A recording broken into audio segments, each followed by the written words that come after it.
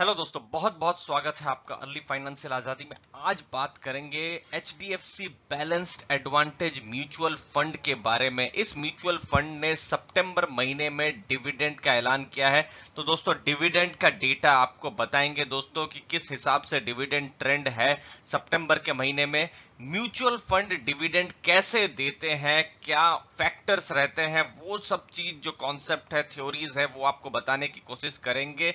Fund का क्या performance रहा है उसका हम आइडिया देंगे। और जो इन्वेस्टर्स है, क्योंकि देखिए दोस्तों, 37,000 करोड़ से ज्यादा का इन्वेस्टमेंट इस फंड में है दोस्तों। तो इन्वेस्टर्स को आज की तारीख में क्या करना चाहिए, उस प्रश्न का उत्तर देने की कोशिश करेंगे दोस्तों। तो लास्ट तक बने रहिए।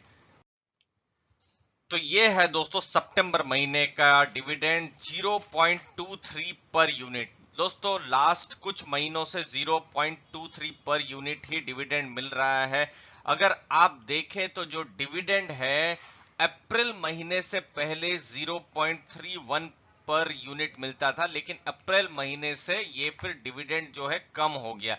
लेकिन हाँ, डिविडेंड बंद नहीं हुआ है, डिविडेंड बढ़ा भी नहीं है। तो फिलहाल 0.23 का एक तरीके से स्टेटस को चल रहा है दोस्तों। लेकिन यहां पर आप अपना जो टीडीएस है वो सब भी आप कैलकुलेट आपको करना पड़ेगा दोस्तों। एक तरीके से कॉन्सिस्टेंट डिविडेंड पेयर है, डिविडेंड मिल ही रहा है इसके इन्वेस्टर्स को। और दोस्तों, ये चीज को भी आप ध्यान में रखें कि जो एनएवी जो है वो भी फॉल कर जाएगी जैसे ही जो डिविडेंड का डेट जो रहेगी, रिकॉर्ड डेट भी मैं यहाँ लिख देता हूँ 25 सितंबर। जी हाँ, 25 सितंबर जो रहेगी वो इसकी रिकॉर्ड डेट रहेगी। 20.18 का अभी फिलहाल का एनएवी दिख रहा है जब ये वीडियो हम बना रहे हैं दोस्तों। तो दोस्तों, ये जो फंड है ये हाइब्रिड कैटेगरी में है, डायनामिक एसेट एलोकेशन इसका फंड है दोस्तों। इस फंड के ऊपर यानी एचडीएफसी बैलेंस्ड एडवांटेज फंड के ऊपर हमने इससे पहले भी रिसर्च किया है, वीडियोस बनाए हैं, जिसकी लिंक आप ऊपर देख सकते हैं दोस्तों।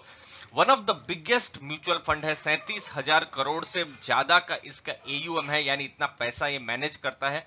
और यूनिक बात ये है इस कैटेगरी में कि ये इक्विटी और डेट दोनों में इन्वेस्ट करता है। तो एक तरीके से जो आपका जो रिस्क जो है वो थोड़ा सा कम हो जाता है। अगर आप खाली प्योर इक्विटी में अगर आप इन्वेस्ट करते हैं तो वो चीज रहती है, और अगर आप प्योर डेट में करते हैं तो थोड़ा रिटर्न्स कम हो सकता है। तो इसीलिए एक बैलेंस करने की कोशिश करता है। फिलहाल 83% इक्विटी में इसका इन्वेस्टमेंट है और 12.8% डेट में इन्वेस्टमेंट है। यानी इक्विटी में ये फंड जो है थोड़ा हैवी है, वहां पर फंड इन्वेस्ट ज्यादा कर रहा है। और बाकी का जो पैसा है वो कैश में है। कैश में देखिए बहुत सारे रीजन हो सकते हैं। हो सकता है फंड को कोई, समझ लीजिए, कोई अच्छी इन्वेस्टमेंट अपॉर्चुनिटी चाहिए तो इसीलिए उन्होंने कैश रखा हो, या फिर रिडेम्पशन का प्रेशर आए तो उसके लिए कैश रखा हो। तो अलग अलग रीजंस होते हैं, बहुत सारे रीजंस होते हैं।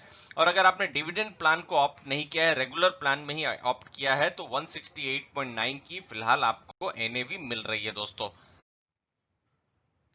दोस्तों, डिविडेंड पेमेंट को लेकर बहुत सारे कमेंट्स आते हैं कि डिविडेंड बढ़ेगा या नहीं, डिविडेंड कम हो जाएगा कि नहीं। तो दोस्तों, उत्तर एक ही है, ये सब मार्केट पर ही डिपेंडेंट है, ये सब मार्केट पर रिलेटेड है।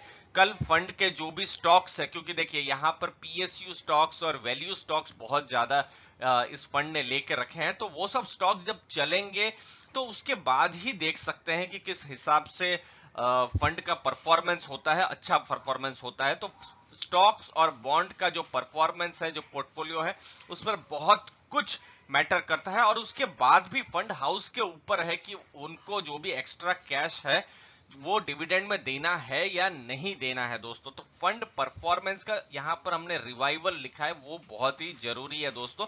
अभी मैं आपको डेटा भी दिखाऊंगा कि किस हिसाब से फंड ने परफॉर्म किया हुआ है, तो रिवाइवल आपको और ज्यादा अच्छे से हम समझा सकते हैं उस समय में।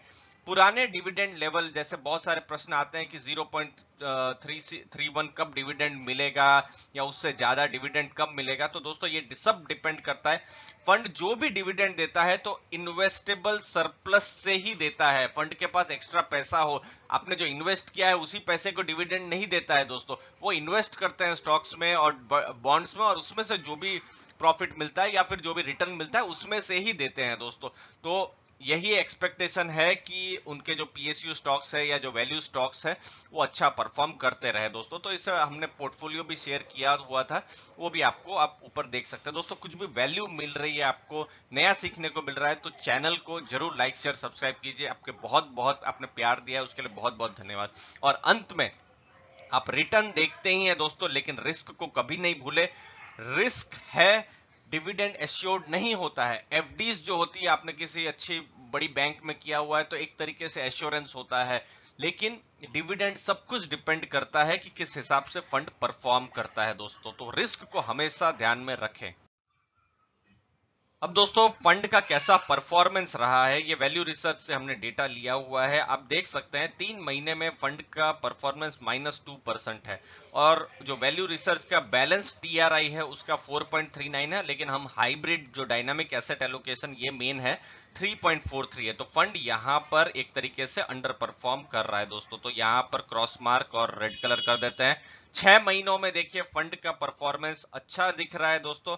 डायनामिक एसेट एलोकेशन में आप देखिए 22% है, तो ये भी 22% से थोड़ा सा ज्यादा है, तो थोड़ा बहुत परफॉर्मेंस सुधरा है। वाईटीडी का मतलब है जनवरी 1 से ये सितंबर 24 तक क्या परफॉर्मेंस है। तो दोस्तों यहां पर अच्छे न्यूज नहीं है, फंड -16% नीचे है, और वहां पर ही जो एलोकेशन है डायनामिक वो -1% तक है। तो एक जगह -1%, एक जगह -16%, तो फंड परफॉर्म नहीं किया हुआ है।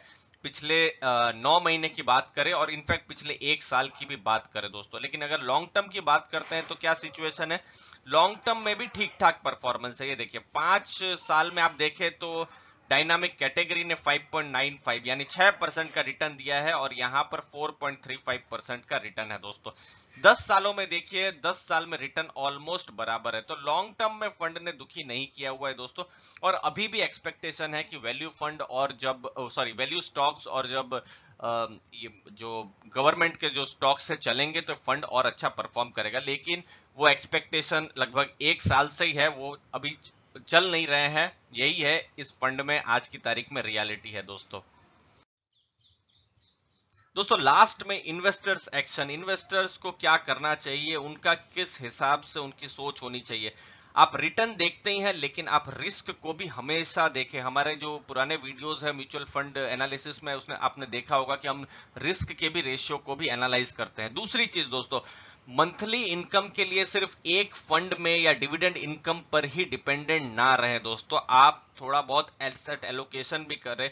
बहुत सारे रिटायरीज होते हैं, प्रश्न भी ऐसे आते हैं कि मेरे पास 20 लाख रुपए हैं या 50 लाख रुपए हैं, उसको सबको मैंने एक ही फंड में डाल दिया हुआ है। तो दोस्तों वो सही नहीं है। आप हर जगह में एसेट एलोकेट करके रखें। पोस्ट ऑफिस में भी जा सकते हैं, एफडीज में भी जा सकते हैं, डिविडेंड प्लान्स में भी जा सकते हैं, और दूसरे भी बहुत सारे ऑप्शंस होते हैं। इसलिए यहाँ पर फाइनेंशियल एडवाइजर्स की भी आप सलाह ले सकते हैं दोस्तों। उनकी जो भी फीस होगी या कॉस्ट होगा, तो आपको लॉस तो नहीं होगा, कम से कम आपके पास जो रिस्क है वो मैनेज हो जाएगी। आप रैंडमली करेंगे दोस्तों तो वो एक रिस्क रहती है दोस्तों। तो इसीलिए अच्छी सलाह भी ले, वो भी ज्यादा जरूरी है दोस्तों।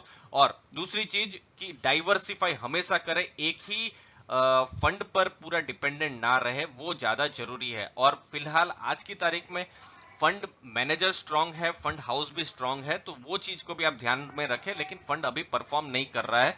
लॉन्ग टर्म में किस हिसाब से मार्केट रहती है तो फंड का परफॉर्मेंस बताया जा सकता है दोस्तों। वीडियो में कुछ भी नया सीखने को मिला है तो जरूर चैनल को लाइक शेयर सब्सक्राइब कीजिए। कुछ भी नई इंफॉर्मेशन आती है तो हम आपको बताते रहेंगे। आपके समय के लिए दोस्तों बहुत बहुत धन्यवाद।